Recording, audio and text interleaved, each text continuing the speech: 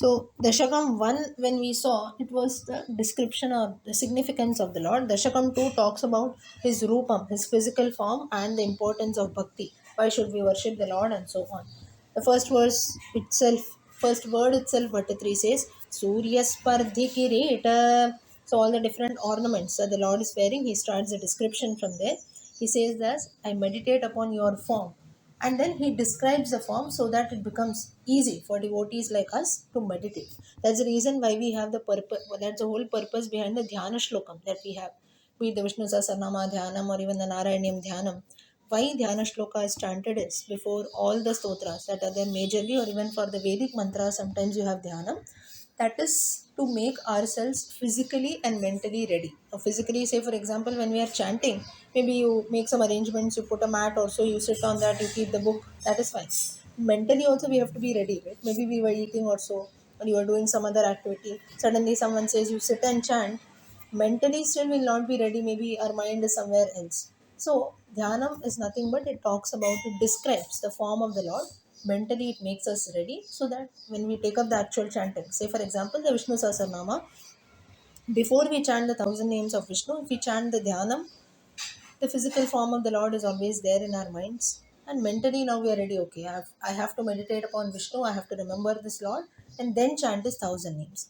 Or, same in the case of Narayanam, also, I have to, after chanting Dhyanam, now the next 100 Dashakams I have to chant. So, it is just like a mental exercise which makes us ready.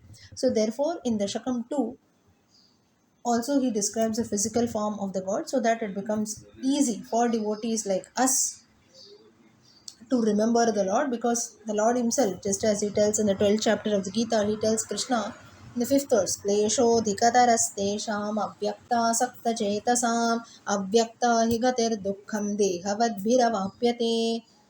When Arjuna asks a question, which category of devotees are dear to you? Those who worship you in a physical form, like in the form of Krishna, Rama, and so on, or those who just meditate upon the Supreme Brahman reality?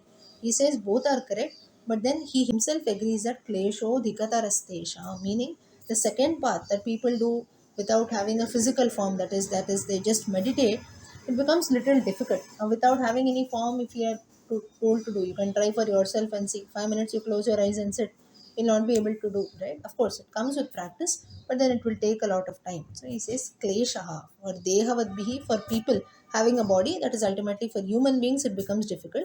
Therefore, the importance of a physical form and to experience a physical beauty.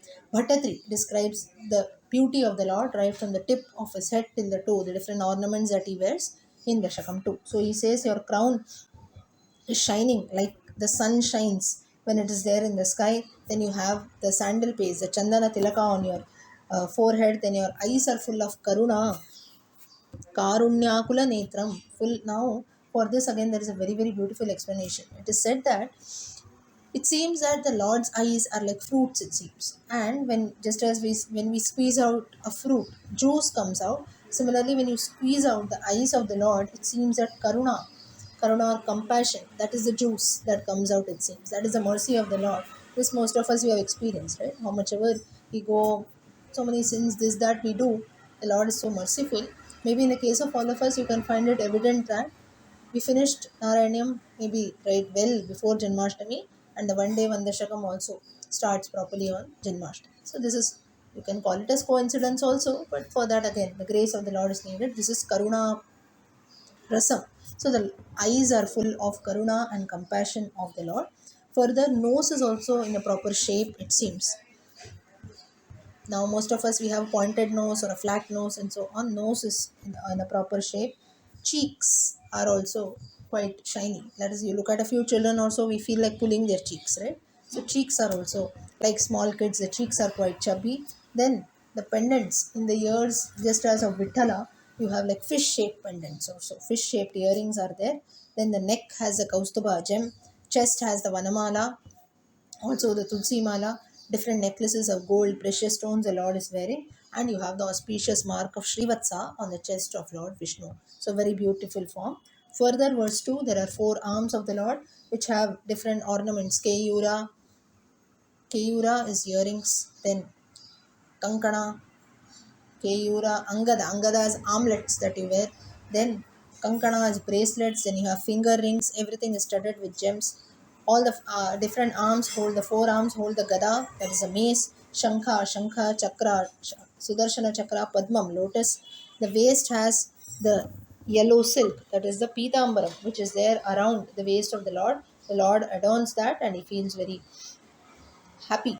He feels very happy. Devotees feel very happy when they look. Then his feet are full of beautiful lotuses, it seems. And then Bhattatri says that such a beautiful form is there. I take refuge in this form of the Lord. I feel that this form is very beautiful to the eyes. Now, when I tell you this description, also you can develop a picture in your minds. You see a picture of Lord Guruvayurpa or Lord Krishna. You see how beautiful the form is. So Bhattatri says that I take refuge in you. I see this form. भक्तिर्निश्चममेव विश्वपुरुषैर्लभ्या sorry, verse number 2. Murtim tavartichitam. He says, looking at this form of you, I take refuge, I fall at your feet and surrender. Further, he says there will be no world, whether it is earth, heaven, hell also, there will be no world which will not be enchanted by your form. Even people in hell also, it seems, or in some other loka also, if you go Indra loka, Brahma loka, Satya loka, and so on. Brahma loka, Satya loka, one and the same. There also people will be enchanted by your form, it seems. Such beautiful is your form, and it is the most superior of all forms, most sweetest, most beautiful. So you can say all, everything superlative degree is used. Further, he says that your consort, verse number 4, is mainly for goddess Mahalakshmi, wherein he says that your wife Mahalakshmi, the goddess of prosperity and Mangalam, all auspiciousness, she has also married you after she comes out of the Samudra Manthanam. She has also become so much attached to your form, and it seems that she doesn't even want to be with other devotees. She always wants to spend time with you. And it seems that because in the year Bhattatri he says that Premai Sairya Maya Dachapala Bala Chapalya Vartodabut Achapala, meaning because Premai Sairya, because she is so much in love with you, it seems maybe that is the reason why she has become fickle minded towards her other devotees. Why fickle minded? Wealth. Goddess Mahalakshmi is a goddess of wealth, right? Today we have wealth, tomorrow the same person might lose everything. Third day he might again become rich, right? So wealth can always go up and down. That is chanchala buddhi, like all of us are fickle minded. Our mind can keep running here and there. Goddess Mahalakshmi is also known for that. Bhattatri says that maybe that is because she has developed a lot of love and devotion, affection towards you. Maybe that's the reason why towards all her other devotees she remains fickle minded. Further, verse number 5, Lakshmi stavaka, meaning, oh, husband of goddess Mahalakshmi. It's Lakshmi, goddess Mahalakshmi, though she is attached to you and fickle minded, she also, to another part to this, Bhattatri adds that to whomever worships you, there Mahalakshmi will always stay. She will always be there permanently, who always meditate on you, always sing your glories. Why she stays there is not because she is being praised also. Wherever you are praised, wherever your prayers are sung, she wants to listen to your praises again and again. Therefore, that place is filled with the presence of Goddess Mahalakshmi, all auspiciousness and prosperity. Further, verse number 6, Bhattatri says that your form is full of nectar, amritam, pure bliss, pure consciousness. That's the reason whenever you go to a temple or whenever we do puja or whenever you worship the idol of Lord Krishna or any god for that matter, we always feel happy and positive, right? Maybe you don't go out of the way. Or maybe you have a small picture of Krishna, or even in your books also, you have the picture of the Lord, right? You don't have to do anything. You don't even have to chant prayers, sing his glories or so. You just look at the picture, you feel happy. This itself shows the, you can say, the importance or significance of the Lord. And it's the Bhattatri says in verse number 7 that, sorry, verse number 6, he says, people who look at you, immediately their minds are filled with joy and experience. Their entire body goes through as if we get a shock also. That is, our hair stand erect and so on. That is ultimately we feel very happy and happy tears start flowing. Next, Evam Bhuta, verse number 6, verse number 7. I'm telling you the wrong verse, is it? Verse 6 I told you. Next is verse number 7 now. Nishkamam evam bhutataya hi bhaktya vihito. Verse number 7, wherein Bhattatri says that your form, it automatically captures the devotees. That is, devotees don't have to go out of the way in order to come and pray to you. Even if you look at the form of Krishna, devotees are captivated. Hence, Bhakti Yoga, just as Krishna stated in the Gita also, Bhakti Yoga is the easiest form of reaching you as compared to other parts, Jnana Yoga, Karma Jnanamayat, Karma Yoga, Jnana Yoga, and so on. Bhakti Yoga is quite easy. That doesn't mean that we should not know about that. But as a beginner, initially Bhakti is something which everyone should possess, and all human beings can effortlessly reach you. We have so many stories. Ajamila, unconsciously he named his last son as Narayana, he got moksha. Like this, even if your Nama is chanted, Nama Sankirtanam Yasya Sarva Papa Pranashanam. Last verse of Srimad Bhagavatam. It says in the Kali Yuga, you don't have to do anything. Even unconsciously you chant my Nama, I will get you moksha, the Lord says. But unfortunately, we devotees cannot do that. Even that also becomes a problem for us. So here Bhattatri says that human beings can easily reach you through bhakti and through intense love and faith that they show on you. Verse number 8, Nishkamam. Then he further what he explains what is karma yoga, what is jnana yoga. He says karma yoga is to keep doing one's duties without expecting the fruits, and then you have to wait for a long time to get the results also. This becomes sometimes difficult. Jnana yoga is the ultimate knowledge, maybe knowledge of the Vedas, Upanishads, knowing the ultimate reality and so on. Sometimes it becomes very difficult for our mind, for a human mind in this material world, to know about jnana yoga, to attain jnana yoga. So the least that we can do is bhakti yoga, is pure love that is there. We can show it in any way. Bhakti love has got no definition. That is the easiest path that can be followed. So please bless us so that we devotees can follow at least this bhakti yoga. Verse number 9. Some people do follow karma yoga, they perform various disciplines, this, that, and so on. And this makes them fit, it seems, to practice Jnana Yoga and Bhakti Yoga. Like all of us, here nobody can decline and say that I follow only Bhakti Yoga or I follow only Karma Yoga. Ultimately, all of us, we are following everything. You do some kind of action, Karma Yoga. You show Bhakti, Bhakti Yoga. You have Jnanam. Like I give you the example. All of us, we are first doing the action Karma Yoga. You open the book and read Narayani. Recitation, Karma Yoga. Bhakti Yoga, you chant with full of devotion. You know why you're chanting it, right? Third is Jnana Yoga. Now I'm telling you the meanings. Why we are chanting something, what is Narayanam, we do. So ultimately, in what all our actions that we do, all three are present. But what is most important is bhakti. If we don't have faith and shraddha, becomes useless. Last verse. Twadbhaktistu kathaya komala. Sorry. Twadbhaktistu katha rasamritajani. Bhattatri lastly says that if we have to submerge, like bhakti is like an ocean, all devotees have to submerge in that. We have to float ourselves in it. Only then we can attain you. This can be done with least effort that is there. Now to show bhakti, there is no definition, right? Anything you do, that is bhakti. You chant his names, that is bhakti. You sing his glories, that is bhakti. You listen to his stories, that is bhakti. Anything, everything is bhakti. So, O Lord of Guruvayur, Bhattatri says that may I soon experience this, may I soon feel that karuna, may my heart melt when I look at you. Let me develop bhakti. Now remember one thing, to develop bhakti also we need the grace of the Lord, right? So we are lucky enough that the Lord has blessed with us, but still the bhakti has to always keep improving. So with this, Dashakam 2 comes to an end. Dashakam 3, continuation, Bhakti Prarthana. Dashakam 3, Patanto Namani. Now, till Dashakam 2, what happens is, he talks about the physical form and what exactly we have to do, what exactly is bhakti.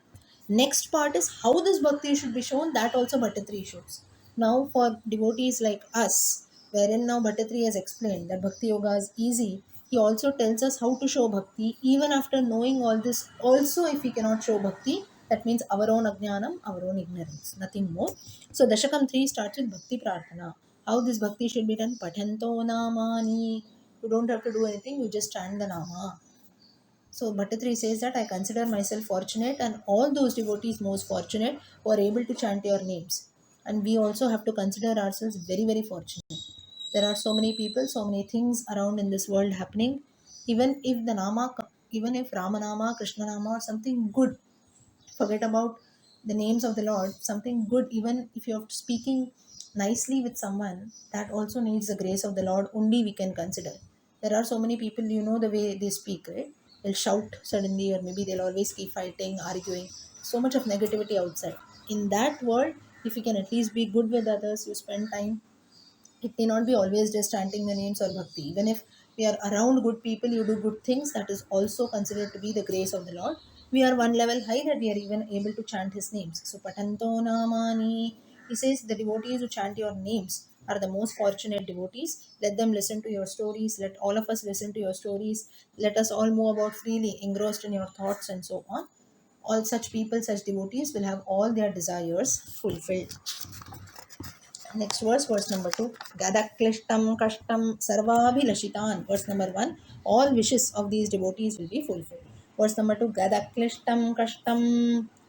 He says that, but saying this is easy, but actually it is a bit difficult because my mind is engrossed in different sorrows that are there in my life, that I cannot experience the joy of worshipping your feet. So therefore, you be merciful to me. Now, Bhattatri, we all know, is suffering from that illness. So therefore, that is causing him some trouble, that is stopping him from showing a bit of bhakti because he is experiencing pain.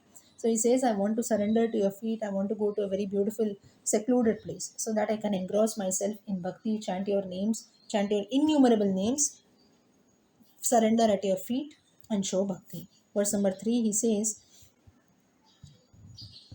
if your kripa te jata chet, he says, if your bhakti, if your grace is there on us, if your kripa is there on all of us, then what is that thing which man cannot attain? Everything man can attain.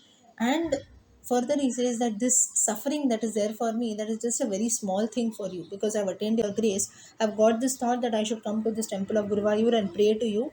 This itself is like an assurance that my treatment will, that my disease will be cured. And further he says that there are many devotees in this world who have been cured of various problems that they had, so therefore you should also cure me from my suffering. Next verse, he says that great sages, Muni Praudha, Rudha, great sages like Narada and so on, they move about here and there, being your great devotees. They are free from all sorrows and so on because they continuously keep chanting your names, keep surrendering themselves at your lotus feet. They have attained Jnana Yoga, eternal knowledge, knowledge of the self, and so on. What more can one desire in life, he says. Next verse, verse 5. Bhavad Bhakti Spita. He says, may devotion and bhakti keep growing towards you so that all my sufferings automatically go away. That is, when bhakti grows towards the Lord, we don't have time to think of our worries, right? Now, I'll give you a very simple example. All of us, we have our own set of worries, problems, tensions. But then now, maybe at this moment also, at least we feel happy that group of 50 people come together, we speak something good, we listen to the names of the Lord, or at least we are spending time nicely, positively. So this itself makes us happy. So therefore, company or satsangam is very, very important. Shankaracharya says in his Bhajagovindam, Satsangatve Nissangatvam, Nissangatve Nirmohatvam, Nirmohatve Nishtalatatvam, Nishtalatatve Jeevan Muktihi. Importance of satsangam. If you don't get good people around you, life is waste. Next, he says that may my devotion always keep growing, and all my sufferings will automatically go. I don't have any doubt about this. Just as Vyasa himself has said. Why he gives a reference of Vyasa here? Because Narayanam is a condensation of Srimad Bhagavatam. And when Vyasa says, when I myself pray to you, they are as if Veda Vakyam, that is the words of the Vedas only. So therefore, I'm sure that so Srimad Bhagavatam, Puranas, Narayanyam, everything is equal to Vedas. That's what Bhattatri tries to signify here. So therefore, I'm sure that all my sufferings will go away and I will be able to develop more bhakti towards you. Further, verse number 6, he says that bhakti is very sweet right from the beginning. Now, when we talk about bhakti, there is no question of negativity or maybe doing some evil things or causing harm to others or so, nothing like that. And he says that when I develop intense devotion towards you, it will remove all my sorrows, and at the final stage, it will be pure bliss. Just as in the 100th Dashakam, when the Lord Himself comes in front of Bhattatri, what he experiences is total bliss. Agre pashyami tejo. Verse number 7, he says that you be graceful to all my to me so that all my sufferings, afflictions are removed, and my both the feet, 2 feet, bhavat kshetra prapta viduya kleshan me. Verse number 7, you say charana yugmam dhritarasam. Now Bhattatri's illness, we know he cannot move his body at all, so he says that you should bless me in such a way that my 2 feet charana yugmam dhritarasam should go and visit your temples. My hands, bhavakshetra praptau, karamapi karaha, hand, my 2 hands should serve you, they should perform worship to you. My pujana vidhau, bhavan murtya loke nayana matate, my 2 eyes should be able to see your beautiful form. Pari pada tulasi, that is I should be able to see the tulasi that is being offered to your feet. And parigrhane granam, parigrhane granam is smelling. My nose should be able to smell the tulsi patram that is being offered to your feet, or so the fragrance of the tulsi leaves. So my leg should be able to, feet should go and visit your temples, my hand should perform worship to you, my eyes should be able to see your beautiful form, and my nose should enjoy the fragrance of tulsi leaves. You should make me this capable. And my ears, Shravanamapite charu charite. Finally, my ears should always be able to hear your glories, your stories, and so on. Verse number 8, he says, my mind currently is full of sorrows because of my illness. So mentally and physically, I am suffering.